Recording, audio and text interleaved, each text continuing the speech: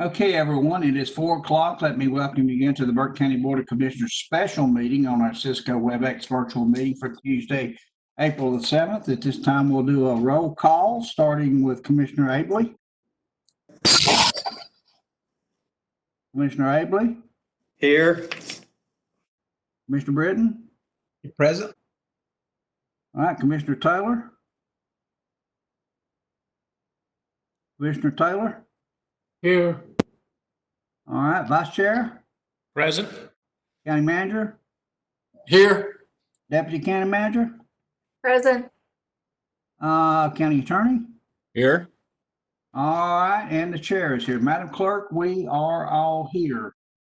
All right, and our special, excuse me just a moment, we need an approval of the agenda. So moved, Mr. Chair. All right, starting with Mr. Abley. Here. Yes. Yes, okay, Yes. Yes. Yes. and yes, so we do have an approval agenda unanimously, Madam Clerk, okay? Got it, Madam Clerk? Okay, our items for decision today are from Human Resources. Will be the Families First Coronavirus Response Act, Emergency Family Medical Leave Exclusions, and that will be presented by, Rhonda's not here, is that correct? Correct. Okay, Deputy County Manager is going to do that. Margaret, are you there, ready to go? Yes, sir. All right, you got her. There were two pieces to the act, and both of them told us that we could exclude certain employee groups. That is the what they consider emergency response groups. Rhonda and I met with the department heads of all those areas and had them review the information and give us their recommendations for their departments.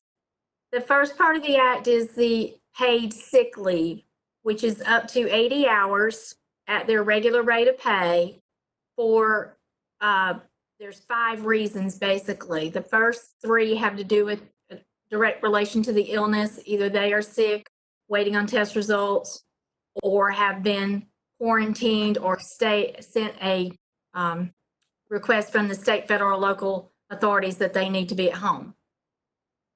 The 4th, 5th, and 6th reasons relate to childcare or taking care of someone who is sick, or other reasons as may come into play from Department of Health and Human Services. The second part of the act is the emergency family medical leave, which is only for childcare, be it a daycare or a public school closed.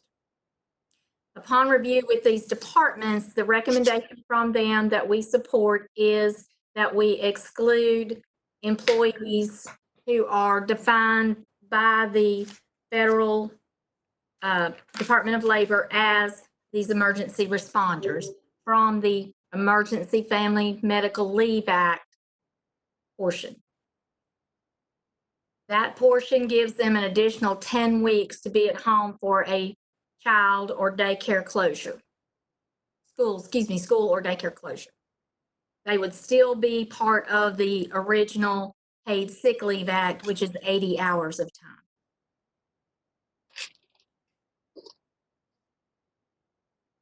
And I can answer any questions. All right, gentlemen, questions for Margaret?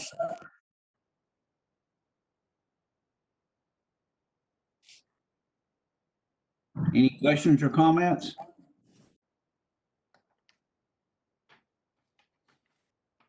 Must have done great there, Margaret. Okay, at this time, the floor will be open for a motion.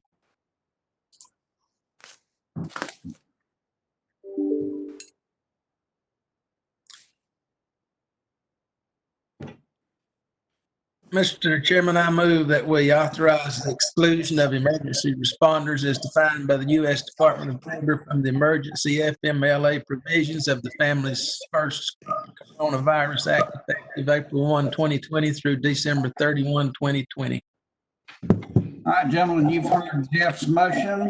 All in favor signify by saying yes, starting with Commissioner Abley. Yes. Yes. Yes. Yes. And yes, Madam Clerk, that passes 5-0. Thank you very much. Okay. All right, gentlemen, that is the only thing that we have scheduled for our special meeting. So at this time, I will entertain a motion to adjourn. So moved. All right, let's go down the line. Yes. Yes. Yes. Yes. Yes. Gentlemen, that was the greatest meeting we've had in a long time. Thank you so very much. Well, at this time, Kay, if you have nothing else for us, we can exit the meeting. Is that correct? That is correct, sir. All right, gentlemen and ladies, see you later. You can exit now. Bye-bye. Bye-bye.